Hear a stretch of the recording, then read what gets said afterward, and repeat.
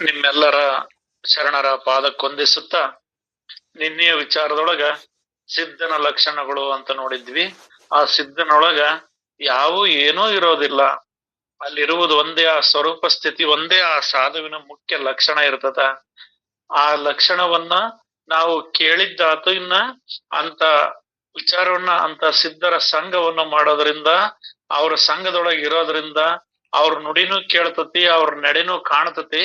ಅವಾಗ ನಾವು ಆ ಸ್ವರೂಪ ವಿಚಾರವನ್ನ ತಿಳಿದು ತಾನೇ ಆ ಸ್ವರೂಪವಾಗೋದಕ್ಕೆ ಏನು ವೇಳೆಯೇ ಹಿಡಿಯುವುದಿಲ್ಲ ಅನ್ನೋ ವಿಚಾರವನ್ನ, ಸಮಯ ಹಿಡಿಯೋದಿಲ್ಲ. ಯಾಕಂದ್ರ ಅಂತಪ್ಪ ಸದ್ಗುರು ದೊರಕಿದ್ನಂದ್ರ ಮುಕ್ತರಾಗೋದು ಅಥವಾ ಈ ಭವಬಂಧನವನ್ನ ಕಳ್ಕೊಳೋದಕ್ಕೆ ಅದೇನು ಬಹಳ ವೇಳೆ ಹಿಡಿಯೋದೇ ಇಲ್ಲ.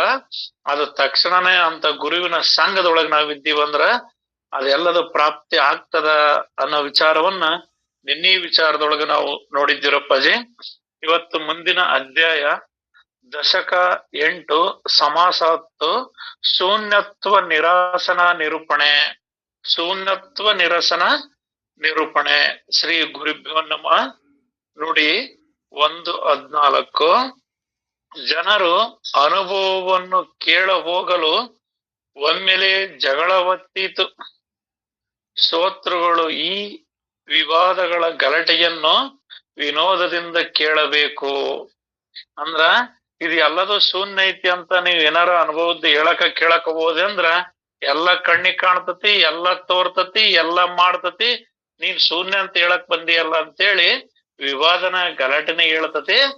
ಆದ್ರೂ ಅದನ್ನ ವಿನೋದದಿಂದ ಕೇಳ್ಬೇಕಾಗ್ತದ, ಆನಂದದಿಂದ ಕೇಳ್ಬೇಕಾಗ್ತದ ಅನ್ನೋ ವಿಚಾರವನ್ನ. ಒಬ್ಬರು ಅನ್ನುವುದೇನೆಂದರೆ, ಮನುಷ್ಯನು ಈ ಸಂಸಾರವನ್ನೇ ಚೆನ್ನಾಗಿ ಮಾಡುವುದರಿಂದ ದಂಡೆಗೆ ಹತ್ತುವನು. ಯಾರೊಬ್ರು ಮಹಾತ್ಮರು ಇದು ಶೂನ್ಯತ್ವ ಐತಿ, ಇದು ಎಲ್ಲದು ಶೂನ್ಯ, ಈಗ ತಾನ ಮಾತಾಡಿದ್ದ ಅದ ವಿಚಾರನ ಐತಿ, ಇಲ್ಲಿ ಏನೋ ಇಲ್ಲ, ಇದು ಮಿಥ್ಯೆ ಐತಿ, ಇದು ಸುಳ್ಳೈತಿ ಅಂತ ಏನಾದ್ರು ಅನುಭವಿಗಳು ಹೇಳಕ್ ಹೋದ್ರ ಅದನ್ನ ಹೆಂಗ ಸುಳ್ಳು ಅಂತೀರಿ ನೀವು?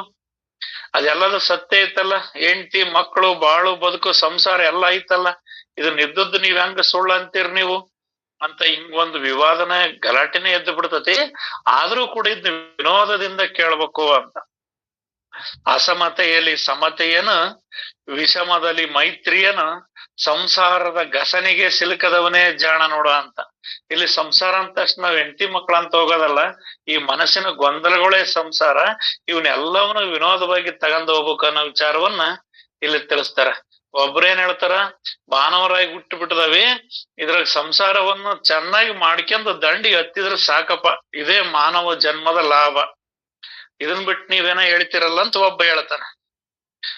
ಯಾಕೆಂದರೆ ಆಪ್ತೇಷ್ಟ ಮೊದಲಾದ ಜೀವರೆಲ್ಲರೂ ದೇವನವರಿದ್ದು ಪ್ರಪಂಚ ವಿಸ್ತಾರವೇನು ತನ್ನ ನಿರ್ಮಿತಿಯೆಲ್ಲ.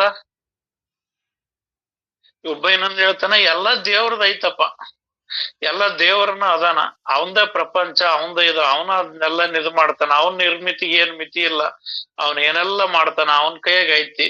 ನಾವ್ ಇದು ಇಷ್ಟ ಐತಿ ಅಷ್ಟ ಐತಿ ಅಂತ ನಾವು ಇತಿಮಿತಿಯಾಗಿ ಹೇಳಕ್ ಹೋದ್ರ ಅದು ನಮ್ ಇತಿಮಿತಿಗೆ ಅದು ಸಿಗೋದಿಲ್ಲ ಅಂತ ಒಬ್ರು ಹೇಳ್ತಾರ. ಅದಕ್ಕೆ ಮತ್ತೊಬ್ರು, ಇದು ಈಗೇನಲ್ಲ, ಸಂಸಾರ ಮಾಡಲಿಕ್ಕೆ ಹೋಗಿಯೇ ಲೋಭ ಸೇರುವುದು. ಇನ್ನೊಬ್ಬ ಹೇಳ್ತಾನ, ನೀನ್ ಎಲ್ಲ ದೇವ್ರು ಮಾಡಿದನ ಅಂತ ಅನ್ಬೇಡ, ಇಲ್ಲಿ ನಾನು ಸಂಸಾರ ನಾನು ನಾನು ಬದುಕಂತ ನಾನು ಇಂಥದ್ ಮಾಡಕ್ ಹೋಗಿ ನನ್ನ ಒಳಗ ಲೋಭ ಗುಣ ಸೇರ್ಕೊಂಡತಿ ಅಂತ ಒಬ್ಬ ಹೇಳ್ತಾನ. ಹೊಟ್ಟೆಯ ಪಾಡಿಗಾಗಿ ಕುಟುಂಬದ ಸೇವೆ ಮಾಡಬೇಕಾಗುತ್ತದೆ ಅಷ್ಟೇ, ಅದಕ್ಕೆ ಲೋಭ ಸೇರ್ಕೊಂತತಿ ಅಂದದಕ್ಕೆ ಇನ್ನೊಂದ್ ಏನ್ ಹೇಳ್ದ, ಹಂಗೇನಿಲ್ಲಪ್ಪ, ಮತ್ ಹೊಟ್ಟೆ ಪಾಡಿಗಾಗಿ ಏನಾರ ಮಾಡ್ಬೇಕಲ್ಲ, ದುಡಿಬೇಕಲ್ಲ, ದುಡಿದ್ರ ಬರೋದಲ್ಲ ಹೆಂಡ್ರ ಮಕ್ಳಿಗೆ ತಿನ್ನಕ, ನಮಗೆ ತಿನ್ನಕ ಏನ್ ಹಂಗ ಬರ್ತತಿ ಏನೋ ಅಂತ ಒಬ್ಬ ಹೇಳ್ತಾನೆ. ಕುಟುಂಬ ಸೇವೆ ಮಾಡಬೇಕಾಗುತ್ತದೆ ಅಷ್ಟೇ ಎಂದು ಉತ್ತರಿಸುವನು. ಅದಕ್ಕಾದರೂ ಬೇರೊಬ್ಬರು, ಅದೇನ್ ಮಹಾ ಸಂಸಾರವನ್ನು ಸುಖವಾಗಿ ಮಾಡಲಿಕ್ಕೆ ಪ್ರತ್ಯಯವೇನು, ಅದೇನ್ ಸಂಸಾರ ಮಾಡೋದು, ಅದೇನ್ ಬಾರಿ ದೊಡ್ಡದು, ಅದಕ್ ಪ್ರತ್ಯೇಕವಾಗಿ ನಾನು ಸಂಸಾರ ಮಾಡ್ತಾನೆ, ಅದನ್ ಮಾಡ್ತಾನೆ ಇದನ್ ಮಾಡ್ತಾನೆ ಅಂತ ಮತ್ತೆ ಅವನ್ನೆಲ್ಲ ಯಾಕೆ ತರ್ತೀರಿ, ಅದು ಬೇರೆ ಬೇರೆ ಐತೇನು? ಸದ್ಗತಿಯ ಸಲುವಾಗಿ ಕೆಲವೊಂದು ದಾನ ಪುಣ್ಯ ಮಾಡಿದ್ರ ಆಯ್ತು. ಅದನ್ನೇನ್ ಬಾರಿ ದೊಡ್ಡ ಗುಡ್ಡ ಸಂಸಾರ ಮಾಡಕ್ ಅದು ಮಾಡಕ್ ಇದು ಮಾಡಕ್ ಅಂತ ಹೇಳ್ತೀರಿ. ಇರೋದ್ರ ದುಡ್ಕೊಂಡ್ ಬಾಳೆ ಮಾಡ್ಕೊಂತ ಹೋದ್ರ ಆತ, ಒಂದಿಟ್ಟು ಒಳ್ಳೇದ ಪ್ರಾಪ್ತಿ ಆಗ್ಲಪ್ಪ, ನಮಗ್ ಸದ್ಗತಿ ಸಿಗ್ಲಿ ಅಂತೇಳಿ ಒಂದಿಟ್ಟು ದಾನ ಧರ್ಮ ಪುಣ್ಯ ಮಾಡಿದ್ರ ಆತ, ಇಷ್ಟ್ ಮಾಡಿ ಜನ್ಮ ಸಾರ್ಥಕ ಮಾಡ್ಕೊಂಡ್ರ ಆತು ಅಂತ ಇವ್ರೆಲ್ಲಾ ಜನ್ಮ ಸಾರ್ಥಕದ ಕೆಲಸವನ್ನ ಹೇಳ್ತದಾರ. ಹಿಂಗದ್ರಾತು ಹಂಗದ್ರಾತು ಇಷ್ಟ ಮಾಡ್ಕೊಂಡದ್ರಾತು ಅನ್ನೋದ್ನೆಲ್ಲ ಹೇಳ್ತದಾರ ಇಲ್ಲಿ. ಅನ್ಯರೊಬ್ಬರು ಕೆಲವೇನ್ ಹೇಳ್ದ, ಒಂದಿಟ್ಟು ದಾನ ಪುಣ್ಯ ಮಾಡ್ಕೊಂಡ್ರ ಸಾಕಪ್ಪ, ನಮಗೊಂದಿಟ್ಟು ಸದ್ಗತಿ ಬರ್ತತಿ ಅಂತ ಒಬ್ಬ ಅಂದ. ಅದನ್ನ ಹೇಳುವಷ್ಟರಲ್ಲಿ ಇನ್ನೊಬ್ಬ ಹೇಳ್ದ, ಕೊಟ್ಟಿ ಸಂಸಾರವನ್ನು ಮಾಡಬೇಕಂದ್ರೇನು, ಅದನ್ನು ತ್ಯಜಿಸಿ ದೇಶಾಂತರವೇ ಹೋಗಬೇಕು. ಅದಕ್ಕೆ ಇನ್ನೊಬ್ರು ಅಂದ್, ಏನ್ ಹೇಳ್ತಿರೋ ಮರಯ್ಯ ನೀವು, ಇದನ್ ಚೆನ್ನಾಗಿದ್ರ ಸಾಕು, ಹಂಗ್ ಚೆನ್ನಾಗಿದ್ರ ಸಾಕು, ಹೊಟ್ಟಿ ಪಾಡಿಗಾಗಿ ಮಾಡಿದ್ರ ಸಾಕು, ಇದ್ರ ಮೇಲೆ ಒಂಚೂರು ಪಾಪ ಪುಣ್ಯ ಮಾಡಿದ್ರ ಸಾಕು ಅಂತೀರಿ. ನೀವೇನ್ ಹೇಳಿದ್ರಿ ಇದು ಕೊಟ್ಟಿ ಸಂಸಾರ, ಸುಳ್ಳು ಸಂಸಾರ, ಹೊಲಸ್ ಸಂಸಾರ ಆಯ್ತಿದ. ಇದನ್ ಮಾಡೋದ್ಕಿಂತ ದೇಶಾಂತರ ಹೋಗೋದ ಪಾಡಪ್ಪ, ಇದನ್ನೆಲ್ಲ ಬಿಟ್ಟತಕ್ಕ ಸಂಚಾರ ಮಾಡ್ಕೊಂಡ್ ಹೋದ್ರ ಆತ ಅಂತ ಒಬ್ಬ ಹೇಳ್ತಾನೆ. ಅಂದರೆ ಸ್ವರ್ಗದ್ವಾರವು ತೆರೆಯುವವು ಎಂದು ಪ್ರತಿ ಹೇಳುವರು. ಅದಕ್ಕೆ ಇನ್ನೊಬ್ಬನ ಹೇಳ್ದ, ಅಲ್ಲ ನೀನು ಸಂಸಾರ ಬಿಟ್ಟು ಹಂಗ ಕಾವಿ ಬಟ್ಟೆ ಹಾಕ್ಯಂದ್ ಹೋಗ್ಬಿಟ್ರೆ ನಿನಗೆ ಹಂಗ ಸ್ವರ್ಗದ ಬಾಕಲ್ ತೆಗೆದು ಬಿಡ್ತತೆ ನಿನಗೆ, ಇದು ಸಂಸಾರ ಸುಳ್ಳೈತಿ ಅಂದ್ ಬಿಟ್ಟು ಎತ್ತಗರ ಹೊಂಟ್ ಕೂಡ್ಲ ನಿನಗೆ ಹಂಗ ಸ್ವರ್ಗ ಪ್ರಾಪ್ತಿ ಆಗಿಬಿಡ್ತತೇನು ಅಂತ ಮತ್ತೊಬ್ಬ ಕೇಳ್ತಾನ. ಅದಕ್ಕೆ ಇನ್ನೊಬ್ರು, ಎಲ್ಲಿಗೆ ಹೋಗೋದು, ಏನ್ ಸುದ್ದಿ ತಂದ್ರಿ ನೀವು, ಸುಮ್ನೆ ಯಾತಕ್ಕಾಗಿ ತಿರುಗ್ಬೇಕು, ತನ್ನ ವರ್ಣಾಶ್ರಮ ಧರ್ಮವನ್ನು ಪಾಲಿಸುತ್ತಾ ಮನೆಯಲ್ಲೇ ಇದ್ರಾಯ್ತು. ಅದಕ್ಕೆ ಇನ್ನೊಬ್ರು ಹೇಳ್ತಾರ, ಎಲ್ಲಿದ್ದ ಹೋಗ ಸುದ್ದಿ ತಂದ್ರಿ, ಎಲ್ಲಿ ಹೋದ್ರ ಮುಕ್ತಿ ಅಕತಿ ಅನ್ನೋ ಸುದ್ದಿ ತಂದ್ರಿ, ಅವೆಲ್ಲ ಯಾಕ, ಅವೆಲ್ಲ ಸುಮ್ಮನೆ ಯಾಕೆ ತಿರುಗ್ಬೇಕು, ಅವನ್ನೆಲ್ಲ ತಿರ್ಗೋದ್ರಿಂದ ಏನೂ ಇಲ್ಲ. ಮನೆಯಲ್ಲಿದ್ದ ವರ್ಣಾಶ್ರಮ ಧರ್ಮವನ್ನ ಪಾಲನೆ ಮಾಡಿದ್ರ ಆತಲ್ಲ. ನಾವು ಬಿಟ್ಟು ಹೊರಗೆ ಎಲ್ಲೆಲ್ಲ ಹೋಗೋದು ಮಾಡೋದು ಅಂತ ಏನ್ ಹೇಳ್ತೀರ, ಇಲ್ಲಿ ಚಾತುರ್ವರ್ಣಗಳು ಅಂತ ಬರ್ತದ, 4 ವರ್ಣಗಳು ಇಲ್ಲೇ, ಅಥವಾ 4 ಆಶ್ರಮಗಳು ಅಂತಾನೆ ಹೇಳ್ತಾರ. ಆಶ್ರಮ ಧರ್ಮ, ವರ್ಣಾಶ್ರಮ ಧರ್ಮ ಅಂತ, ಬ್ರಹ್ಮಚಾರ್ಯ, ಗೃಹಸ್ಥ, ಸನ್ಯಾಸ, ವಾನಪ್ರಸ್ಥ ಅಂತ ಹಿಂಗ ಹೇಳ್ತಾರ. ಮತ್ ಇಲ್ಲಿ ಇರ್ತಕ್ಕಂಥವ್ನು, ಇಲ್ಲಿ ಬ್ರಹ್ಮಚಾರಿಯಾಗಿರ್ತಕ್ಕಂಥವ್ನು ಆ ಬ್ರಹ್ಮಜ್ಞಾನವನ್ನ ತಿಳಿಬೇಕು. ಅಥವಾ ಇಲ್ಲಿ ಹೊರಗಿನ ದೃಷ್ಟಿ ಒಳಗೆ ಏನ್ ಹೇಳ್ತಾರ, ಮದುವೆ ಆಗ್ಲಿದ್ದಾನೆ ಬ್ರಹ್ಮಚಾರಿ ಅಂತ ಹೇಳ್ತಾರ. ಇಲ್ಲಿ ಬ್ರಹ್ಮಚಾರಿ ಅಂದ್ರೆ ಜ್ಞಾನವನ್ನ ತಿಳಿಯುವಂತ ಸಮಯ. ಆ ಬ್ರಹ್ಮ ಜ್ಞಾನವನ್ನ ತಿಳಿಯೋದೈತಿ. ಗೃಹಸ್ಥಾಶ್ರಮದೊಳಗ ಮದುವೆಯಾಗಿ ಹೆಂಡತಿ ಮಕ್ಕಳು ಬಾಳುವುದ್ರ ಜೊತೆಗೆ ಸಂಸಾರವನ್ನ ಸಾಗೋದ್ರ ಜೊತೆಗೆ ಪ್ರಪಂಚ ಮತ್ತು ಪಾರಮಾರ್ಥವನ್ನ 2 ಜ್ಞಾನದಿಂದ ಅರಿತು ಆ ಎಲ್ಲಾ ಕಾರ್ಯಗಳನ್ನ ಪಾಲನೆ ಮಾಡ್ಕೊಂಡ್ ಹೋಗೋದ ಗೃಹಸ್ಥ ಧರ್ಮ ಅಂತ ಐತಲ್ಲ. ಇನ್ನ ಸನ್ಯಾಸಿ ಧರ್ಮ ಅಂತ ಹೇಳ್ತಿ ಅಂದ್ರ, ಮತ್ ಅಷ್ಟೊತ್ತಿಗೆಲ್ಲ ಮಕ್ಕಳೆಲ್ಲ ವಯಸ್ಸಿಗೆ ಬಂದಿರ್ತಾರ, ಒಟ್ ಮಕ್ಕಳನ್ನ ಮದುವೆ ಮಾಡ್ಕೊಂಡ್ ಅವ್ರಿಗೊಂದಿಟ್ಟು ಪ್ರಪಂಚದೊಳಗ ಮಾರ್ಗ ತಿರ್ಸ್ಯಂತ ಸತ್ಯ ಅಸತ್ಯದ ವಿಚಾರಗಳನ್ನ ಅವ್ರಿಗೂ ಕೂಡ ತಿಳಿಸ್ತಾ ಅವ್ರನ್ನ ಒಂದು ಉತ್ತಮ ಮಾರ್ಗಕ್ಕ ಹಚ್ಚಿ ತಾನು ಉಳಿಯೋದೇ ಆ ಸನ್ಯಾಸಾಶ್ರಮ ಆಗ್ತದ. ಇನ್ನು ವಾನಪ್ರಸ್ಥಾಶ್ರಮ ಅಂತಂದ್ರೆ ಇವ್ಯಾವು ನಾನು ಹೇಳೋದಲ್ಲ, ಯಾವ್ದು ಕೇಳೋದಲ್ಲ, ಇವೆಲ್ಲವುಗಳಿಂದ ಅಂದ್ರ ಇವ್ಯಾವು ನಮ್ಗೇನು ಕಾರ್ಯಗಳೇ ನನಗಿಲ್ಲಪ್ಪ, ಬ್ರಹ್ಮ ಒಂದೇ ಸತ್ಯ ಅಂತೇಳಿ ಆ ಪರಮ ಸತ್ಯದೊಳಗ ಉಳಿದು ಆ ವಾನಪ್ರಸ್ಥಾಶ್ರಮವನ್ನ ಅಂದ್ರ ಇಲ್ಲಿ 4 ವರ್ಣಾಶ್ರಮಗಳನ್ನ ಪಾಲಿಸ್ಕೊಂತ ಇದ್ರೆ ಸಾಕು, ಸುಮ್ನೆ ಎದಕ್ ತಿರುಗಬೇಕು. ಈ ಬೇರೆಯವರು ಹೇಳ್ತಾರೆ, ಇನ್ನೊಂದು ವಿಚಾರದೊಳಗೆ ಹೇಳ್ತಾರೆ, ತನ್ನುವ ದಂಡಿಸಬೇಡ, ಮನವದಿಲ್ಲಿಸಬೇಡ, ವನವಾಸ ಬೇಡ, ಮನೆ ಮಾರು ತೊರೆದು ಅಂತ. ನೀನ್ ಹಿಂಗೆಲ್ಲ ಹೊರಗೆ ದುಡ್ಡು ಬಿಟ್ಟಿರ್ತಾನೆ, ದುಡ್ಡಿದ್ರ ಅಧಿಕಾರ ಬಿಟ್ಟಿರ್ತಾನೆ, ಅದನ್ ಬಿಟ್ಟಿರ್ತಾನೆ, ಇದನ್ ಬಿಟ್ಟಿರ್ತಾನೆ ಅಂತಂತ ಏನೂ ಮಾಡಕ್ ಹೋಗ್ಬೇಡ. ಇಲ್ಲಿ ಇರೋದ್ರೊಳಗ ಇದ್ದು ವರ್ಣಾಶ್ರಮ ಧರ್ಮವನ್ನ ಪಾಲಿಸ್ಕೊಂಡು ಹೋಗು. ಇಲ್ಲಿ ಇದ್ರು ಕೂಡ ನೀನು ಆ ಸ್ವರೂಪನದಿಯಲ್ಲ. ಈ ಜನಕ ಮಹಾರಾಜನಿಗೆ ರಾಜ ಋಷಿ ಅಂತಂದ್ರ, ಮತ್ತೆ ರಾಜ ಅಲ್ಲ ಏನಂದ್ರ ರಾಜನ ಹೌದು, ಮತ್ತೆ ಋಷಿ ಅಲ್ಲ ಏನಂದ್ರ ಋಷಿನೂ ಹೌದು. ಎಲ್ಲದರೊಳಗಿದ್ದು ಕೂಡ ಯಾವುಗಳ ಮಮಕಾರವನ್ನ ಅಂಟಿಸ್ಕೊಳ್ದಂಗ ತಾನು ಅದ್ರೊಳಗ ಉಳಿದು ಇದ್ರ ಸಾಕಲ್ಲ. ಸುಮ್ನೆ ಇದಕ್ ನೀವ್ ಏನ್ ಹೇಳ್ತೀರಿ, 2 ಮಕ್ಕಳು ಬಿಟ್ಟು ಮನಿ ಮಾರು ತೊರೆದು ಕಾವಿ ಬಟ್ಟೆ ಇಕ್ಕೊಂಡವ್ರಿ, ಅದಕ್ ಹೋಗ್ರಿ ಇದಕ್ ಹೋಗ್ರಿ ಅಂತ ಏನ್ ಹೇಳ್ತೀರ, ಅವ್ ಯಾವು ಇಲ್ಲ. ಇಲ್ಲೇ ಇದ್ದು ಆ ವರ್ಣಾಶ ಧರ್ಮವನ್ನ ಪಾಲಿಸ್ಕೊಂತ ಇದ್ರ ಆಯ್ತಲ್ಲ ಅಂತ ಒಬ್ರು ಹೇಳಿದ್ರು.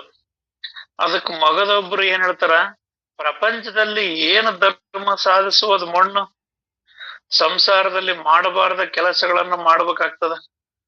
ಅವ್ರು ಇಲ್ಲೇ ಇದ್ ಸಾಧಿಸ್ಕೊಂತ ಹೋಗ್ಬೇಕು ಅನ್ನೋದಕ್ ಇನ್ನೊಬ್ಬ ಹೇಳ್ದ, ಇದ್ರಾಗ ಏನ್ ಸಾಧಿಸ್ತೀಯ ಮರಯ್ಯ, ಮಣ್ಣು ಈ ಪ್ರಪಂಚದೊಳಗ ಇದ್ರಾಗ ಏನೇನಿಲ್ಲ, ಇದ್ರಾಗ ಇದು ಹೆಂಡ್ರು ಮಕ್ಕಳು ಸುಖವಾಗಿರಕ್ ನಾನ್ ಸುಖವಾಗಿರ್ಬೇಕು ಅನ್ಕಂತ ಮಾಡಬಾರ್ದನ್ನೆಲ್ಲ ಮಾಡಕ್ ಹಸ್ತತಿ ಇದು ಸಂಸಾರ, ಇದೇನ್ ಘನ ಐತಿ ಅಂತಂದ್ ನೀವು ಇಲ್ಲೇ ಮನ್ಯಾಗ ಕುಂತ್ ಮಾಡು ಅಂತ ಹೇಳ್ತೀರಿ ಅಂತ ಒಬ್ಬ ಅಂದ. ಅವನ ಅನ್ನೋಷ್ಟರಲ್ಲಿ ಮತ್ತೆ ಇನ್ನೊಬ್ಬ ಹೇಳ್ದ, ಇವನ್ನೆಲ್ಲ ಯಾಕೆ ಗೋಟಾಳಿ ಕಟ್ಕೊಂತೀರಿ, ಚಲೋ ಮನಸ್ಸು ಇಟ್ಕೊಂಡ್ರ ಆತಪ್ಪ, ಇದನ್ ಮತ್ ಸಂಸಾರ ಮಾಡ್ಬೇಕು, ಅದನ್ ಮಾಡ್ಬೇಕು, ಇದನ್ ಮಾಡ್ಬೇಕು, ಅದನ್ ಇದನ್ ಕಷ್ಟ ಪಡಕಂತ ಯಾಕೆ ಸುಮ್ಮನೆ ಗೊಂದಲ ಮಾಡ್ಕೊಂತೀರಿ, ಮನಸ್ಸರ ಒಂದಿಟ್ಟು ಶುದ್ಧವಾಗಿ ಇಟ್ಕೊಂಡ್ರ ಆತು ಅಂತ, ಮನಸ್ಸೊಂದು ಚಲೋ ಇದ್ರ ಆಯ್ತ ಅಂತ ಮತ್ತೊಬ್ಬ ಅಂದ. ಆ ಮನಸ್ಸು ಚಲೋ ಇತ್ತಂದ್ರ ಸಾಕು, ಅಷ್ಟರಿಂದಲೇ ಸಹಜವಾಗಿ ಸಂಸಾರದಿಂದ ಪಾರಾಗ್ಬಹುದು, ಮನಸ್ಸು ಶುದ್ಧತ್ತಂದ್ರ ಇದೇನ್ ಸಂಸಾರದಾಗ ಪಾರಾಗದೇನ್ ದೊಡ್ಡದಲ್ಲ ಅಂತ ಒಬ್ಬ ಹೇಳಿದ.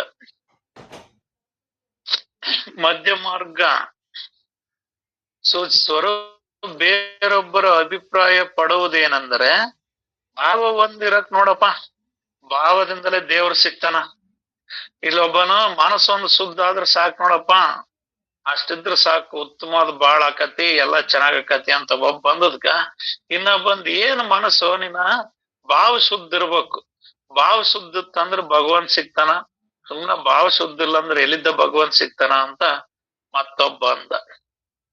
ಆ ಭಾವದಿಂದಲೇ ದೇವರು ಸಿಗುತ್ತಾನೆ, ಅದಿಲ್ಲದೆ ಎಲ್ಲಾ ಗೊಳ್ಳು ಮತ್ತೊಬ್ಬರ ಅಭಿಪ್ರಾಯದಂತೆ ಹಿರಿಯರನ್ನೆಲ್ಲ ದೇವರೆಂದು ತಿಳಿಯಬೇಕು ಮತ್ತು ತಂದೆ ತಾಯಿಗಳನ್ನ ಏಕಭಾವದಿಂದ ಪೂಜೆ ಮಾಡುತ್ತಾ ಹೋಗಬೇಕು ಅಂದ್ರ ಆಯ್ತಪ್ಪ. ಅದಕ್ಕೆ ಇನ್ನೊಬ್ಬನ ಭಾವ ಶುದ್ಧ ಹೇಳಿಕಂದ, ನಿಂದೇನು ಭಾವ ಶುದ್ಧ ಅಂತ ಹೇಳ್ತೀಯೋ ನೀನು, ಒಬ್ಬೊಬ್ರ ಭಾವ ಒಂದೊಂದ್ ತರ ಇರ್ತೈತಿ, ನೀನ್ ಎಲ್ಲಾ ಭಾವ ಅನ್ಕಂತ ಹೋದ್ರ ನಾನ್ ಹಿಂಗ ಇದ್ರ ನನ್ ಭಾವ ಶುದ್ಧ ಅಂತ ಅವನಂತಾನ, ಅವನ್ ಇನ್ನೊಬ್ಬನು ನಂದ್ ಹಿಂಗಿದ್ರ ಸಾಕ್ ಭಾವ ಶುದ್ಧ ಅಂತ ಒಬ್ಬನಂತಾನ. ಅವ ಅಲ್ಲ, ಇಲ್ಲಿ ತಂದೆ ತಾಯಿನ ದೇವ್ರು, ಹಿರಿಯರ ದೇವ್ರ ಅಂತ ತಿಳ್ಕೊಬೇಕು, ಹಿರಿಯರ್ನು ತಂದೆ ತಾಯಿರ್ನು ದೇವ್ರ ಅಂತ ತಿಳ್ಕೊಂಡು ಏಕೋಭಾವದಿಂದ ಒಂದೇ ಭಾವದಿಂದ ಪೂಜೆ ಮಾಡಿಕೆಂತ ಹೋದ್ರ ಹಂಗಿದ್ರ ಆತಪ್ಪ. ಮತ್ತ ಅದನ್ನ ಇನ್ನೊಂದ್ ಅವ್ರ ಭಾವ ಹಂಗ ಇವ್ರ ಭಾವ ಅಂದ್ರ ಭಾವದ್ ಹೇಳಕ್ ಬರ್ತೀಯಲ್ ನೀನಂತ ಒಬ್ಬ ಹೇಳ್ದ. ಅನ್ಯರೊಬ್ಬರ ಮತದಂತೆ ದೇವ ಬ್ರಾಹ್ಮಣರನ್ನು ಪೂಜಿಸಬೇಕು, ಅವರೇ ಜಗತ್ತಿನ ತಾಯಿ ತಂದೆಯಾದ ನಾರಾಯಣ ಸ್ವರೂಪರು.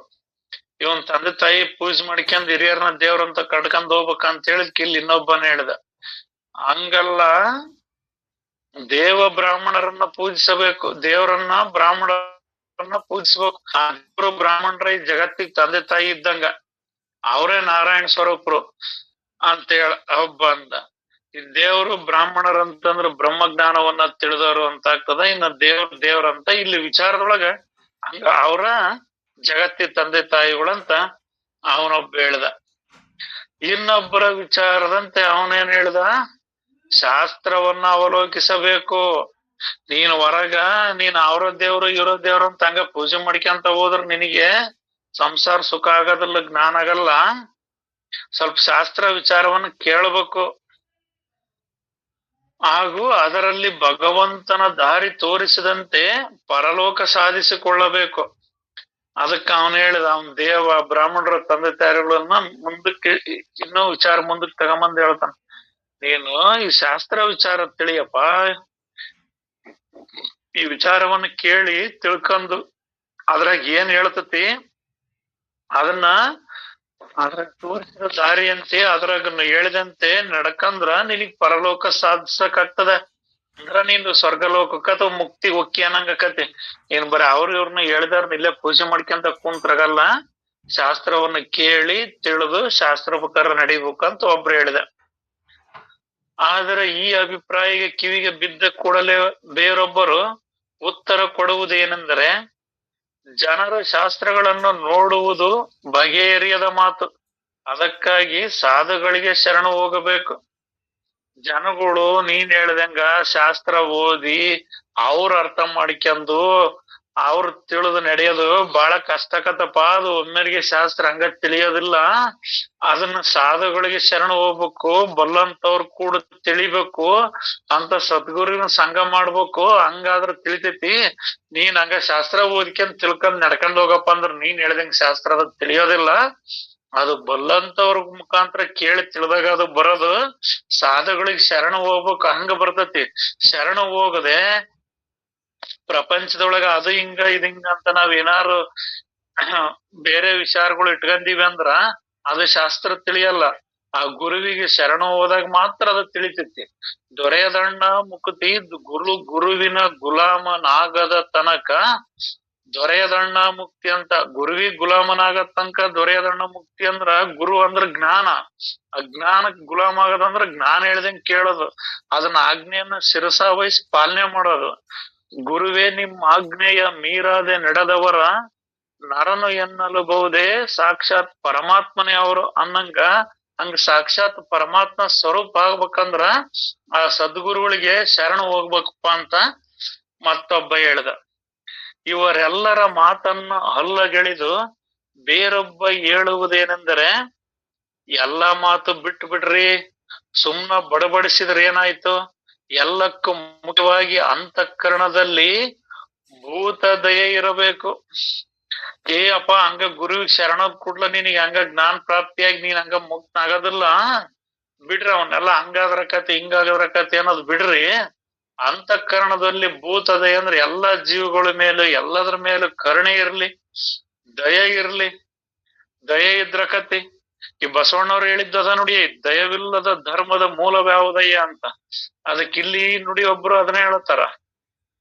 ಈಗ ಅವನ್ನೆಲ್ಲ ಸುಮ್ನ ಬಡಬಡಿಸಿರ್ ಗುರು ಸೇವೆ ಮಾಡಿದ್ರ ಕತಿ, ಗುರುವಿನ ಗುಲಾಮ್ ಆದ್ರ ಕತಿ, ಶಾಸ್ತ್ರ ಕೇಳಿದ್ರ ಕತಿ, ಹಂಗ ಹೇಳಿದ್ರ ಕತಿ ಹಿಂಗ ಹೇಳಿದ್ರ ಕತಿ ಅಂತಿರಲ್ಲ, ಅದ್ ಅಕ್ಕತಿ. ಅದಕ್ಕ ಮೊದಲು ನಿಮ್ ಒಳಗ ಅಂತಃಕರಣ ಶುದ್ಧ ಇರ್ಲಿ, ಭೂತ ದಯೆ ಇರ್ಲಿ, ಎಲ್ಲ ಜೀವಿಗಳ ಮೇಲೂ ಎಲ್ಲ ಪ್ರಾಣಿಗಳ ಮೇಲೂ ದಯೆ ಕರುಣೆ ಪ್ರೇಮ ತುಂಬಿರ್ಲಿಪ್ಪ ಅಂತ ಮತ್ತೊಬ್ಬ ಹೇಳಿದ. ನೋಡಿ 15:28. ಮಾನವಿ ಸಾರ್ಥಕದ ಬಗ್ಗೆ ಮತ್ತೊಬ್ಬರು ತನ್ನ ಆಚಾರವನ್ನು ಕಾಯ್ದುಕೊಂಡು ಮರಣ ಕಾಲಕ್ಕೆ ಪರಮೇಶ್ವರನ ನಾಮ ತಕ್ಕೊಂಡರೆ ಕೆಲಸವೇ ಆಯ್ತೆಂದನ್ನುವರು. ಅದಕ್ಕೆ ಇನ್ನೊಬ್ಬನ ಹೇಳಿದ, ಅಪ್ಪ ನೀವ್ಯಾಕ ಹಂಗ ಅಂತಃಕರಣ ಶುದ್ಧಿದ್ರಕ್ಕಿರಿ, ಅದಿದ್ರಕತಿ ಇದುದ್ರಕತಿ ಅಂತ ಹಂಗ್ಯಾಕ ಹಂಗ ಮಾಡ್ತೀರಿ? ಈ ಮಾನವರಾಗಿ ಹುಟ್ಟಿ ಬಿಟ್ಟಿದಿರಪ್ಪ, ಮಾನವರಾಗಿ ಹುಟ್ಟಿದ್ಮೇಲೆ ಏನ್ ಬಾಳ್ಬೇಕು ಬದುಕ್ಬೇಕು ನಾವೆಲ್ಲ ಇವನ್ ಆಚಾರ ವಿಚಾರ ಕಾದ್ಕಂದ್ ಆಚಾರ ವಿಚಾರದೊಳಗ್ ನೀವಿದ್ರ ಅಂದ್ರ ಸಾಕು. ಸಾಯಕಾರ ಮುಪ್ಪಿನ ಕಾಲದಾಗ ಶಿವ ಶಿವ ಅಂತ ಯಾವ್ದಾರ ಒಂದ್ ನಾಮಸ್ಮರಣೆ ಮಾಡ್ಕೊಂಡಿದ್ರ ಸಾಕು, ಸತ್ಮೇಲೆ ಮುಕ್ತ ಅದೇ ಆಕತಿ ಅಂತ ಮತ್ತೊಬ್ರು ಅಂತ ಅಂದ್ರು. ಅದಕ್ಕ ಬೇರೊಬ್ಬರು ಉದ್ಗರಿಸುವುದೇನೆಂದರೆ, ಅಂತ್ಯಕಾಲಕ್ಕೆ ನಾಮಸ್ಮರಣೆ ಬರಲಿಕ್ಕಾದ್ರೂ ಪುಣ್ಯವಿರಬೇಕಾಗುವುದು, ಇಲ್ಲದಿದ್ದರೆ ಅದು ಮರವು ಬೀಳುವುದು. ನೀನ್ ಹೇಳಿದಪ್ಪ, ಈ ವಯಸ್ಸದಾಗೆಲ್ಲ ಬಾಳು ಬದುಕು ಸಂಸಾರ ಎಂಡ್ರು ಮಕ್ಳು ಅಂತ ಬಡದಾಡಿ ಈಗ ಸಾಯಕರ ನೀನ್ ಶಿವ ಶಿವ ಅಂದ್ ಹೋದ್ರಾತ ಅಂದೆಲ್ಲ, ಅದು ಪುಣ್ಯ ಇರ್ಬೇಕು. ವಯಸ್ಸಿದ್ದಾಗ್ಲೇ ಒಂದಿಟ್ಟು ಏನಾರ ಮಾಡಿದ್ರ ಮುಪ್ಪಿನ ಕಾಲದಾಗ ಶಿವ ಶಿವ ಅನ್ನೋದು ಬರ್ತತಿ. ಈಗ ನೀನ್ ಏನು ಮಾಡಿಲ್ಲ ಅಂದ್ರೆ ಎಲ್ಲಿದ್ದ ಬರ್ತತಿ? ಅದು ಬರೋದಿಲ್ಲ ಅಂತ ಒಬ್ಬ ಹೇಳ್ದ. ಅದಕ್ಕೊಬ್ರು ಮಾತು ಹೇಳ್ತಾರ, ನೆಣವಿದ್ದಾಗಲೇ ಸೇವೆ, ಹಣವಿದ್ದಾಗಲೇ ಭಕ್ತಿ, ಮನವಿದ್ದಾಗಲೇ ಮಾಡಿ ಮುಕ್ತಿ ಪಡೆಯುವ ಅಂತ. ನೀನ್ ಮುಪ್ಪಿನ ಕಾಲದಾಗ ಬರ್ತತಿ ಶಿವ ಶಿವ ಅಂದ್ರ ಬರ್ತತಿ ಅನ್ನೋದು ಅದೆಲ್ಲ ಸುಳ್ಳು. ಅದಕ್ ಹಿಂದೆ ಸ್ವಲ್ಪ ಏನಾದ್ರೂ ಒಂದಿಟ್ಟು ಪುಣ್ಯ ಇರ್ಬೇಕು. ಪುಣ್ಯ ಇದ್ರು ಬರ್ತತಿ, ಪುಣ್ಯ ಇಲ್ಲ ಅಂದ್ರ ಶಿವ ಶಿವ ಅನ್ನೋದು ಬರೋದಿಲ್ಲ. ಅಯ್ಯಯ್ಯೋ ಅಪ್ಪಪ್ಪು ಅನ್ನೋದು ಇವ ಬಂದ್ಬಿಡ್ತಾವ, ಅದೆಲ್ಲಿ ಬರ್ತತೋ ನಾಮಸ್ಮರಣೆ ಅಂತ ಒಬ್ಬ ಅಂದ. ಅದಕ್ಕ ಇನ್ನೊಬ್ಬನು ಉತ್ತರ ಕೊಡುವುದೇನೆಂದರೆ, ಅಂತ್ಯಕಾಲದ ಮೇಲೆ ಅವಲಂಬಿಸದೆ ಜೀವಂತ ಇರುವಾಗಲೇ ಸಾರ್ಥಕ ಮಾಡಿಕೊಳ್ಳಬೇಕು. ಇದನ್ನು ಇನ್ನೊಬ್ಬ ಏನ್ ಹೇಳ್ದ, ಮುಪ್ಪಿನ ಕಾಲದಾಗ ಬರ್ತತಿ, ಯಾವಾಗ ಬರ್ತತಿ, ಇದು ಬರ್ತತಿ, ಪುಣ್ಯ ಇದ್ರು ಬರ್ತತಿ ಅಂತಿರಲ್ಲ, ಆ ಮಾತು ಬೇಡ. ಪುಣ್ಯ ಇರ್ಲಿ ಪುಣ್ಯ ಇಲ್ದೆ ಇರ್ಲಿ, ಈ ಸತ್ಸಂಗದ ವಿಚಾರದೊಳಗ ಬಂದು ಶರಣರ ಸಂಘವನ್ನ ಮಾಡ್ಕೊಂತ ಕೇಳ್ಕೊಂತ ಇದ್ರ ಈ ಜೀವ್ ಇರುವಾಗ್ಲೇ ಅದನ್ನ ಸಾರ್ಥಕ ಮಾಡ್ಕೋಬೇಕು. ನೀನ್ ಯಾವಾಗೋ ಅವಾಗ ಬರ್ತತಿ ಇವಾಗ ಬರ್ತತಿ, ಪುಣ್ಯ ಇದ್ರ ಬರ್ತತಿ ಅದಿದ್ರ ಬರ್ತತಿ ಅನ್ನೋ ಮಾತಲ್ಲ. ಈಗ ಅದಿಯಲ್ಲ, ಕೇಳಿ ಸಾರ್ಥಕ ಮಾಡಿಕೊಳ್ಳಬೇಕು ಅಂತ ಒಬ್ಬ ಅಂದ. ಅದಕ್ ಇನ್ನೊಬ್ಬನ ಅಂದ, ಹಂಗಾದ್ರ ತೀರ್ಥೇಟನೆ ಮಾಡ್ಬೇಕೇನು? ಈಗ ಕೇಳಿ ಸಾಧನೆ ಪಡ್ಕೋಬೇಕಪ್ಪ, ಮುಪ್ಪಿನ ಕಾಲದಾಗ ಬರಲ್ಲ ಅನ್ನೋದಾದ್ರ ಹಂಗಾರ ನಾವ್ ತೀರ್ಥಯಾತ್ರೆಗೆ ಹೋಗ್ಬೇಕತಿ ಪುಣ್ಯ ಗಳಿಸ್ಬೇಕಂದ್ರ ಅಂತಂದ. ತಮ್ಮ ನಿರ್ಣಯ ಹೇಳಿ ಬಿಡುವರು. ಹಿಂಗ ಒಬ್ಬೊಬ್ರು ಅನ್ನೋದು ಎಲ್ಲದ ನಿರ್ಣಯ. ಈಗ ನಾವೇನ್ ಎಲ್ಲಾರು ಮಾತಾಡ್ತಾವಲ್ಲ, ಈ ಮಾತೆ ಗ್ರಂಥ ಆಗೈತಿ, ಮಾತೆ ಈಗ ನಾವು ಓದ್ತಾ ಇರೋದಾಗೈತಿ. ಮತ್ತೊಬ್ರು ಈ ವಿಧಾನವು ಸರಿ ಬೀಳದೆ ತೀರ್ಥಯಾತ್ರೆ ಎನ್ನುವುದೆಲ್ಲ ಬರೀ ದಣವು. ಎಲ್ಲಿಗೆ ಹೋದ್ರೇನು ನೀರು ಕಲ್ಲಿನ ಬೆಟ್ಟಿಯಾವುದಲ್ಲವೇ? ಅದಕ್ಕೆ ಇನ್ನೊಬ್ಬನ, ಏನ್ ತೀರ್ಥಯಾತ್ರೆ ಮಾಡ್ತೀಯೋ ನೀನು ಯಾವ ತೀರ್ಥಯಾತ್ರೆಗೆ ಹೋದ್ರ ಅದೇ ಕಲ್ಲಿನ ಕಟ್ಟಿದ ಗುಡಿ, ಕಲ್ಲಿನ ಮೂರ್ತಿ, ಅದ ನೀರ್ ಐತಿ. ನಿನ್ ತೀರ್ಥಯಾತ್ರೆ ಅಂದ್ರೆ ಏನು? ಕಲ್ ನೋಡಕ ನೀರ್ ನೋಡಕ್ ಹೋಕ್ಕಿ, ಅದನ್ ನೋಡಕ್ ಸುಮ್ನ ಒಣದಣಿವ ಅವ್ನ್ ನೋಡಕ್ ಯಾಕೆ ಹೋಕ್ಕಿ? ಅಲ್ಲಿ ನೀರಲ್ಲಿ ಮುಳುಗುತ್ತಾ ನಡುಗುತ್ತಾ ದುಃಖ ಪಡುವುದನ್ನು ಯಾರು ಹೇಳಿದ್ರಪ್ಪ ನಿನಗೆ ಅಂದ್ರೆ, ಅದಕ್ಕ ಆತ ಹೇಳಿದ, ನೀನ್ ಆ ಕಲ್ ನೋಡಕ್ ಹೋಗತಿ, ನೀರ್ ನೋಡಕ್ ಹೋಗತಿ, ನಿನಗ್ ಯಾರು ಹೇಳಿದ್ರು ತೀರ್ಥಯಾತ್ರೆ ಮಾಡಿದ್ರೆ ನಿನ್ ಮುಕ್ತಿ ಸಿಕ್ಕತಿ ಅನ್ನೋದು? ನೀನ್ ಅಲ್ಲಿ ನೋಡಕ್ ಹೋಗೋದ ಅಲ್ಲೇ ನೀರ್ನಾಗ ಮುಳುಗಾಕ ನಡ್ಗಾಕ, ಅದ್ರಾಗ ಹೋಗದಕತಿ. ಅದ್ರದ್ದ ನಿನಗೇನ ಅದೇನು ಆಗೋದೇ ಇಲ್ಲ. ಇದು ನೀರ ಕಂಡರೆ ಮುಳುಗುವರಯ್ಯ, ಜಲವ ಕಂಡರೆ ಮುಳುಗುವರಯ್ಯ, ಮರವ ಕಂಡರೆ ಸುತ್ತುವರಯ್ಯ. ಒತ್ತುವ ಜಲ ಒಣಗುವ ಮರ ಇವ ನೆಚ್ಚಿ ಸುತ್ತುವರ ನೋಡಿ ಅನ್ನ ಮನ ನೊಂದಿತ್ತು ಅಂತೇಳಿ ಬಸವಣ್ಣವ್ರು ಒಂದು ವಚನದೊಳಗೆ ಹೇಳ್ತಾರೆ. ನೀವ್ ಹಿಂಗ್ ಇಂಥದೆಲ್ಲ ಮಾಡ್ಕ್ಯಾಂತ ಹೋದ್ರ ನಿಮಗೆ ಎಲ್ಲಿ ಆಕತ್ತೋ? ನೀವ್ ಹೋಗಿ ಚಳಿಯಾಗ ಮಳಗಿದ್ರ ಏನ್ ಬರದೈತಿ? ನಡಗ್ ಬರ್ತೈತಿ. ಯಾಕೆ ಸುಮ್ನ ಶರೀರ ದಂಡನೆ ಮಾಡ್ತೀರಿ, ಬಂಧನಕ್ಕ ಒಳಪಡ್ತೀರಿ? ಅದರಿಂದ ಏನು ಆಗೋದಿಲ್ಲ. ಈ ವಿಧಾನವನ್ನ ಕೇಳಿ ಮತ್ತೊಬ್ಬರ ಸಿಟ್ಟಿನಿಂದ ಬಾಯಿ ಬಡಕತನವನ್ನು ಬಿಟ್ಟು ಬಿಡ್ರಿ. ಭೂಮಿಯ ಮೇಲೆ ತೀರ್ಥಗಳು ಮಹಿಮೆ ಎಷ್ಟು ಬೇಕಾದಷ್ಟಿದೆ. ಕೇವಲ ಕ್ಷೇತ್ರ ದರ್ಶನದಿಂದಲೇ ಪಂಚ ಮಹಾಪಾತಗಳು ಸುಟ್ಟು ಭಸ್ಮವಾಗ್ತವ. ಇವನು ಹೇಳಿದ್ಕ ಇವನ್ ಮತ್ತೊಂದಂದ, ಬರೇ ಕಲ್ಲು ನೀರು ಆಟಗ ನೋಡಕ್ ಹೋಗೋದ್ ನೀವೇನ್ ನೋಡಕ್ ಹೋಗಿರ, ಅದನ್ ಬಿಡ್ರಿ ಅದಕ್ಕ. ಹೇ ಹಂಗ ಅನ್ಬಾರ್ಡ್ ನೀನು. ಬರೀ ಕೇವಲ ಆ ಪುಣ್ಯಕ್ಷೇತ್ರ ದರ್ಶನದಿಂದ ಎಲ್ಲ ಪಾಪಗಳೆಲ್ಲವೂ ಕೂಡ ಸುಟ್ಟು ಭಸ್ಮವಾಗಿ ಹೋಕ್ಕವ. ಆದ್ರಿಂದ ಇಂಥವನ್ನೆಲ್ಲ ಮಾಡ್ಲೇಬೇಕಾಕತಿ, ದರ್ಶನ ಮಾಡ್ಬೇಕಾಗ್ತತಿ ಅಂತಂದ. ಇವರಿರುವರಿಗೂ ಮಧ್ಯಸ್ಥರೊಬ್ಬರು ತೀರ್ಥಗಳೇನೋ ಸುಳ್ಳಲ್ಲ, ಆದರೆ ಮುಖ್ಯವಾಗಿ ಮನಸ್ಸು ಆವರಿಸುವುದೇ ಹೆಚ್ಚಿನದು ಎಂದು ಉತ್ತರ ಕೊಟ್ಟು ಮುಗಿಸುವರು. ಅದ್ರಾಗ ಇನ್ನೊಬ್ಬನೇ ಹೇಳಿದ, ಇಲ್ಲಿಲ್ಲ, ನೀನ್ ತೀರ್ಥಯಾತ್ರೆನೂ ಜರಿಬೇಡ, ಪೂರ ಅವನ್ನ ನೀನು ಹೊಗಳಬೇಡ. ನಿನ್ನ ಮನಸ್ಸು ಮುಖ್ಯ ಐತಿ. ಚಿತ್ತ ಶುದ್ಧವಿಲ್ಲದೆ ಗುಡಿಯ ಸುತ್ತಿದೊಡೆ ಎತ್ತು ಗಾಣವ ಸುತ್ತಿ ನಿತ್ಯತಾ ಬಳಲಿದಂತೆ ಅನ್ನಂಗ. ನಿನ್ ಮನಸ್ಸ ಚಿತ್ತನೆ ಅಲ್ಲಿಲ್ಲ, ಆ ಭಕ್ತಿ ಇಲ್ಲ, ಅದ್ರ ಕಡೆಗಿಲ್ಲ, ಸುಮ್ನ ಗುಡಿ ಸುತ್ತ ಇರ್ತೇನಿ ಅಂದ್ರ ಆ ಗಾಣದ ಎತ್ತು ದಿನಾ ಗಾಣಕ್ಕ ತಿರುಗಿ ತಿರುಗಿ ಸುಮ್ನ ಹೆಂಗ ಬಳಲಿ ಹೋಗತ್ತ ಹಂಗ ನೀನು ಕೂಡ ಬಳಲಿ ಹೋಗಿ ಅಲ್ಲಿ ಎತ್ ಸುತ್ತಿರೋಟಿ ಎಣ್ಣೆರ ಬರ್ತತಿ. ನೀನು ಸುತ್ತಿದ್ರೆ ಏನೋ ಬರಲ್ಲ, ಇದು ವ್ಯರ್ಥ ಕತೆ. ಅದಕ್ಕೊಂದಿಟ್ಟು ಮನಸ್ಸು ಮುಖ್ಯ ಐತ್ರಪ್ಪ, ಆ ಮನಸ್ಸಿಂದ ಐತಿ ಅಂತೇಳಿ ಒಬ್ರು ವಿಚಾರ ತಿಳಿಸಿದ್ರಪ್ಪಾಜಿ. ಇದು ಎಲ್ಲದು ಈ ವಿಚಾರದೊಳಗ ಶೂನ್ಯತ್ವದ ಅನುಭವದ ಮಾತುಗಳು. ಶರಣಾರ್ಥಿ ಅಪ್ಪಾಜಿ ಎಲ್ಲರಿಗೂ. ಇನ್ನು ಉಳಿದ ಭಾಗವನ್ನ ಮತ್ತೆ ನಾಳೆ ನೋಡೋಣ್ರಪ್ಪ.